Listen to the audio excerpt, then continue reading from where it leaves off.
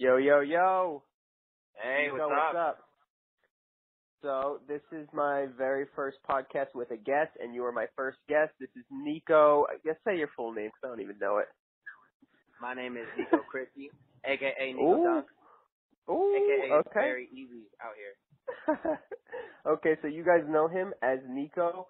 He's a 5'9" dunker, one of my very first dunk boys, and we go back a long way, so we have a lot of experience between us two. And I didn't even tell him what I wanted to talk about today, but I figured that there was a great topic that he could help me out with just to talk about because he's a master at it as well, and that is how do you know which plant you are, either it's right, left, right, or 1 foot. And I wanted to get your thoughts on it because you have hit an eastbay off both plants, which is incredible. And I just wanted to see if you had any thoughts on that because I definitely have my experiences, and I wanted to hear yours. Absolutely. Well, first off, thanks for having me on, and I like that I wasn't Oh, of given course, any warning. dunk life. Exactly. I like that I wasn't given any warning because I'm off the top now like Drizzy Drake. Exactly. In one of his freestyles. So Six the God. way I would say if someone is naturally a certain plant or 1 foot or right or left or right, left, right is I've seen this when training beginners or when just having a friend who wants to come and dunk with me.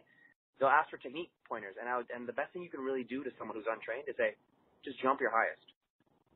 Just go out there and touch that. Try to hang on the hoop. Try to dunk this 8-foot hoop. And what you'll find is people naturally gravitate towards where their strengths lie, like naturally. So if you have someone dunk an 8-foot hoop and they go right, left, maybe they won't do it every jump, but maybe 8 out of 10 will be. And then you can start to realize where they should focus. And then you end up specifying later on. Right. Just to be clear, I think you might have broke up a little bit. You said just go jump your highest, right? Yeah, the best way to do it is, the only way you don't know is if you're kind of untrained in the sport of jumping or dunking. So you just tell some beginner, go ahead, jump your highest, see what you can touch, see what you can dunk. Or you know what's a good method also? Tell them to try a 360 dunk. You'll find out by the way they rotate which way they like to plant. Because that was another question I had for you too. Yeah. Yeah.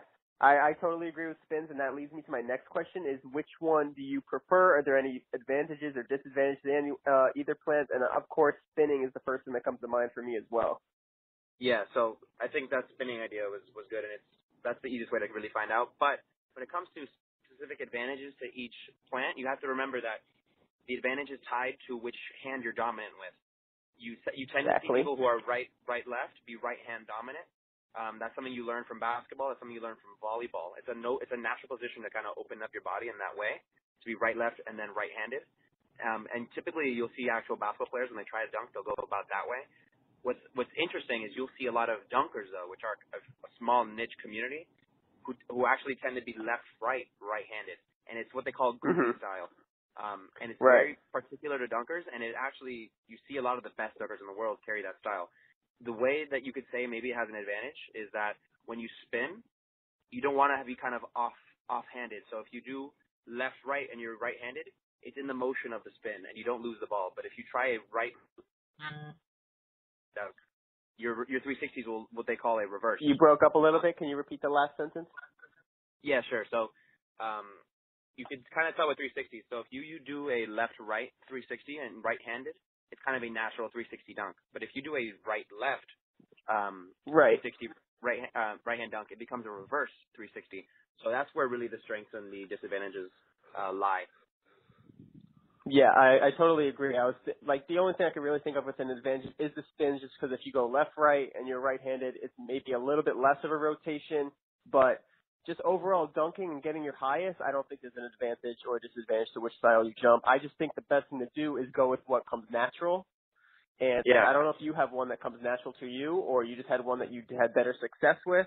But for me, left-right I was always right-left just from the start, just when I very first tried to touch the rim. And then when I was training, I think my left leg was stronger just because I did a lot of 1 foot off my left leg.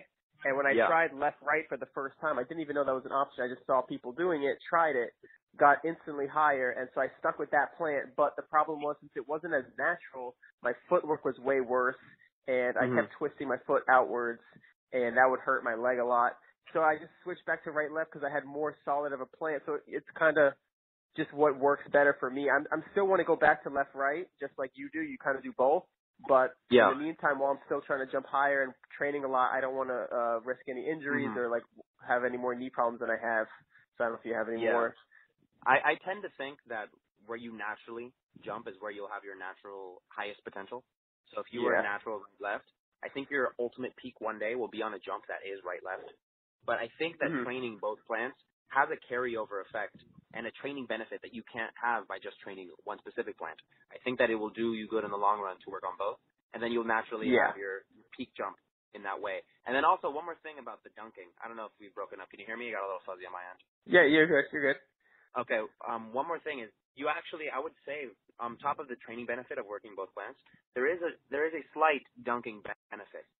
While you can learn technique with either plant, depending on which hand you are, if you're right-handed or left, like I tend to think a windmill with your plant, which is right-left, with your right hand, tends to be a little easier because your body is opening up in that direction and you're not going against, well, I'd call it against the grain, but it's really against the rotation of your body and against your actual body's in the way of that motion.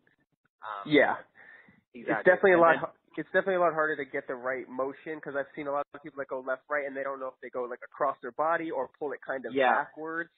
So there's a lot more like to think about. People go backwards and people go along the side like Golden Child. I don't know if you've seen some of this footage. You end up finding what works. Of course. And then also for eastbays, everyone's different, but there is a significant difference in the actual technique of the motion. Like you see people go off the dribble more frequently with the right-handed eastbay, but I tend to think alley-oops if done right might actually be easier. This is my opinion on left-right, right-handed. Yeah, I mean it's just again it's a lot of preference, and I would just stress the fact that just go what feels natural. And if you are just starting out, I would definitely recommend doing both and try to just develop both because there's no harm to do both at the same time. If anything, it's going to make you more versatile, and that's what you ultimately want is to be able to jump in any direction from any angle and do all the dunks. Like for me, I know you're right now doing more left-right at the moment, and that's really good for like scoops and stuff like that. But for right-left, like one of the famous dunks is like a 360 scoop, and for someone who's right-left and dominant right hand, that's going to be hard.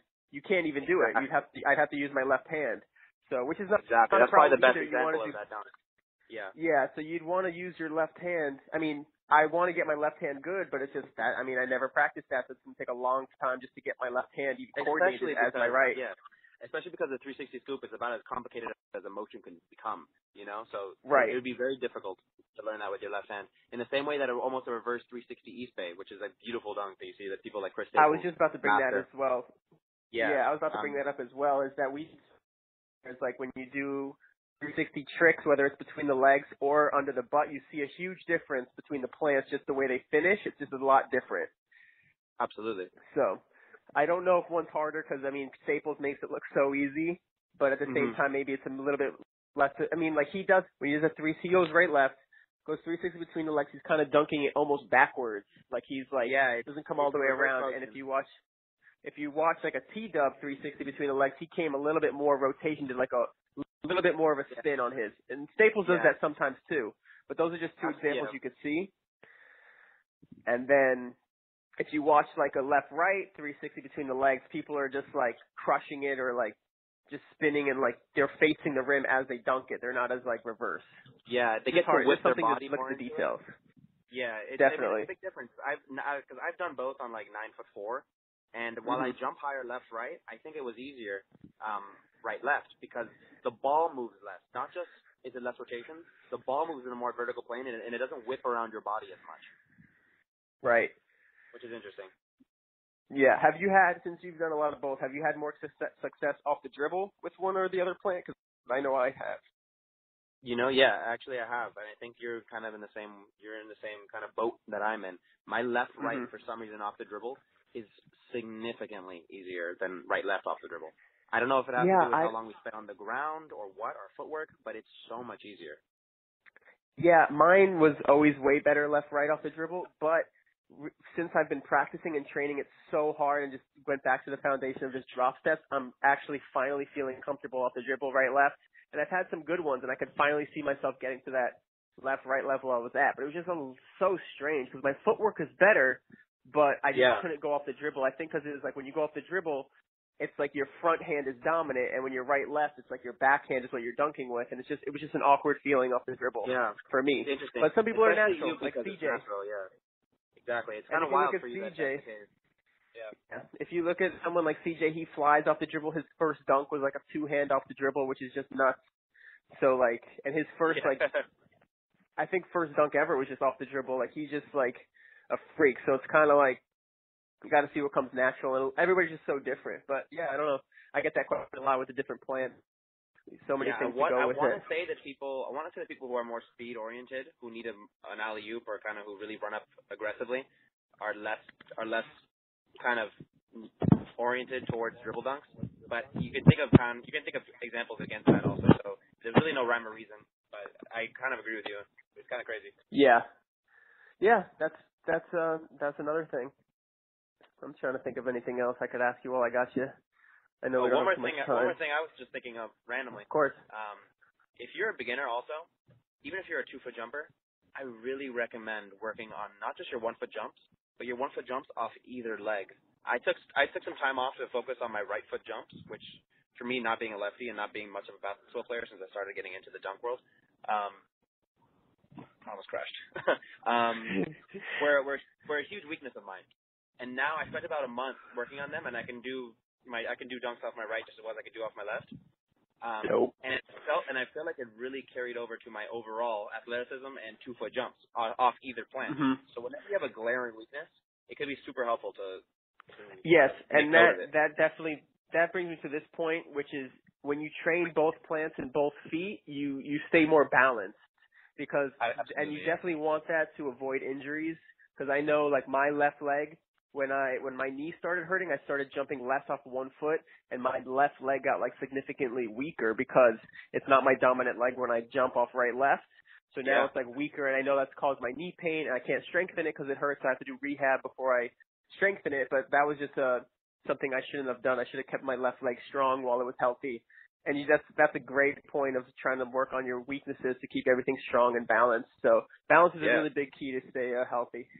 Absolutely, and it's just good for in case of, I mean, it's just great for your overall athleticism. And I remember you saying something like you were trying to avoid your heel once when you hurt it, and it caused you to land on one side and your neck started hurting.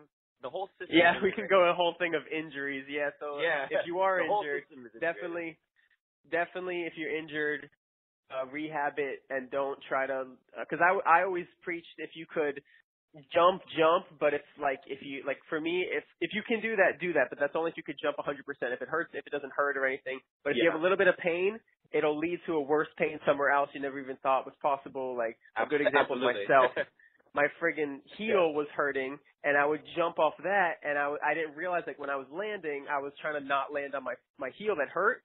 So then my other side of my body, that like my neck even started to hurt, and I could tell that it was from those weird landings that I wasn't landing balanced. So it goes back to balance. You just need to land correctly and everything. So yeah, it's crucial. Also, random fun fact is that the most common injury now in basketball is a fractured fifth metatarsal, which is a weird bone to break in your foot. Fractured fifth metatarsal? Yeah, it's almost always the foot of the non-dominant jump plant. So if you're like us, it'd be our right foot off one, because the foot becomes neglected and misbalanced, and then one unfortunate jump could cause the whole system to collapse on that weak foot. So that's crazy. Saying, the balance, and now we're seeing it because the NBA, that's the most common injury now. The balance in your feet is incredibly important for health. Yeah, and that's another thing I could say. I keep going off on different things. Is that ankles? Like if you have ankle problems, one thing was that a lot of the ankle problems, like rolling your ankle, you think it's because your shoes aren't good, but it's probably because your ankles are weak. Absolutely. Basketball and as you brought up, you're always taught to use high tops so you don't roll your ankles, but that's almost counterintuitive because it doesn't give your ankle any room to breathe or build any strength. And that was a huge thing I learned just from experience. Yeah, that's why now I use low tops all the time. When I had my high top, I was rolling my ankle all the time. And when I loosened those, I'm like, how do people wear low tops? They're going to shatter their ankle. I'm shattering mine when I'm wearing high tops. I'm like, there's got to be something to it. So I loosened my high tops, played a few games, and I felt like soreness in my ankles as if they were a muscle, because there are muscles there, whatever works out there. Yeah. I don't know the science. And so So then they felt stronger, and then I did that gradually, and then I just made sure I didn't get injured because I knew they were really weak, and then I would strengthen them on the ball-to-ball or like with the resistance bands, and then from then I was strong enough to and confident enough to wear low tops, and I have not rolled my ankle since, and I've even rolled it, but I just come back from that in like not even a day. I can like continue playing. Like I've landed in the same positions that used to hurt me, and now they don't because my ankles feel more flexible and stronger. So that's just another tip. Absolutely. And on a side note, if you're someone who has, or if you struggle with ankle issues, spend as much time, if you have the luxury to, on the beach or on the sand, because there's so many things you can do to strengthen your ankles that will help you over the long term so much. And it carries over to your bounce too. You know, if you're bleeding energy from your ankles because they're not stable and they're weak, it's going to show in your jumps. Yeah, definitely. And that's a great point, is that not only sand workouts are so great, but any workout where you're not jumping and you're not worried about using your ankles, like hurting your ankles, then try not to wear any support on them, just like anything else. You don't want like a cast on your ankles when you're walking around or doing exercises. So it's definitely good to let your ankles breathe. And that's it. I mean, you can keep going. Where are you at? You got more time? Yeah, about 5 more minutes before I get to this place. Awesome. So let's think about something. So talking about plants, this is the part where where newcomers come in. We did really well for a while. That was my dog's jumping on me. What could we think about? I could cut this I got out. something for you. Go ahead. Right? Yes. What's your favorite basketball shoe to dunk in, and why? What's the most important thing to you in shoes? Okay, so when I got low tops, like I said, once I went to low tops, that's when I really started to like basketball shoes because they felt super light. I used to have like big bulky shoes, and I would feel like I was like walking in mud. So I like low top shoes, but the problem is there's a balance for me. I'm really picky. So when it comes to low top shoes, some feel like you're standing on like a platform, ankles on like a platform, and you could just roll over at any time. But some low tops, specifically Kobe's that I really like, you sit low, and even though your ankles are free to like move, you feel like you're stable. Like if you make a cut, that like the shoe got you. And like I just sit low, and I need good traction, light, and snug, and that's pretty much all I care about in a shoe. And Kobe's have really fit the bill with that one. Yeah, actually, how about you? They just released some new Kobe's, or they're about to, and I'm like, super excited because I haven't had a pair in so long to get them. Oh, which one's that? Like 12 or 13? I don't even know anymore. No, what they're doing is they're doing the new Kobe AD, which is like the last one was apparently kind of whatever, but they have some new designs that are beautiful now. So I'm looking forward to getting it. And they're like low tops, and they have like you're supposed to sit low. But yeah, for me, 100%, the traction is crucial. If you're slipping, you're not going to jump well. You're not going to play basketball well. For sure. Yeah. And then cushion is nice. But I've been recently starting to like even more minimal cushion setups because I feel like it's kind of crazy. You know, when you jump in track, you jump off spikes. You're not jumping off something that's kind of non-responsive. You're jumping off. That's true. I never thought of that. Like, it gives you energy return. So I mean, I have like what I call like white people feet because like they're super like catered and soft and like they hurt. But I'm trying to strengthen them so that I can jump in something more reactive. Right. Yeah, when I was picking out low tops, I remember the first time I went to go, I tried on like LeBron's, and they felt like what you're saying. They felt like so much cushion. I was like, anywhere I go, like if I leaned on them, it just felt like I was on a cloth. It didn't feel like I had like a solid shoe or solid traction on me. And then the Kobe's were the opposite. Yeah, and one interesting anecdote. I actually own a pair of LeBron's, and I'm also kind of rotating through and dunking with. It's just interesting because while I'm walking on like a cloud and they're super mushy. Yeah, I'm also about an inch tall. I'm also about an inch taller than them. So I'm experimenting with that trade-off. That's dope. Yeah, that's awesome. Okay, so what is your I lost you? Yeah, I got you. I asked you, what does your typical routine look like these days? Maybe like a week or 2 week basis, or maybe a month. I've coming from a very structured background where I always overanalyze everything, and I'm wanting to have a strength phase and then a jump phase and then a sprint phase, and I'm always geared in that way. But I think that's been creating kind of mental blocks for me. I'll be in a lifting phase and I'll convince myself that I can't jump as high as I'm supposed to. And I think that mentality has been harming me because recently I've been jumping better than I ever have been, excluding my recent 3-week injury that's bothering me. But And I've been lifting whenever I wanted to, doing sprints whenever I wanted to, just keeping a healthy mind state and realizing that if I have the right mentality, I can jump my highest on any given day. And it doesn't matter if I squatted 2 days before or if I haven't squatted in a month or if, whatever. So for me, the jumping is still there. Jumping is there. And for me, I'm not letting my mind get too warped around anything. And I'm just kind of keeping my mentality such that I can expect to jump my highest whenever I want. And it doesn't matter. So right now this summer, I'm just trying to get as strong as I possibly can while jumping frequently and sprinting frequently. Right. What it ends up looking like is I'll probably end up squatting once a week, doing hang cleans once a week, and dunking maybe 3 to 4 times a week. That's awesome. I was going to say something else. I'm just thinking.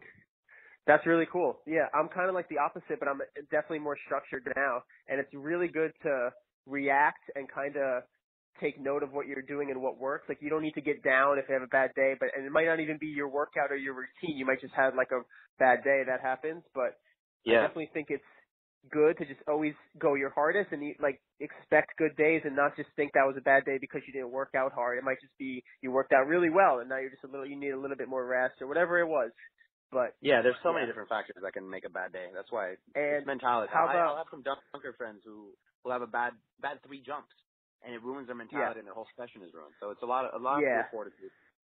Mental is huge. I know I'm a huge victim of that, but even yesterday I went to the gym for the second time at night to dunk and I felt like exhausted, but then once I warmed up, it also helped there was people there, but like once I warmed up, I felt so good. I felt loose and I was jumping so well, better than I thought. So just don't worry about having a bad day. Just try your hardest and you never know, and then that mentality will definitely help you 100% loosen up and have good.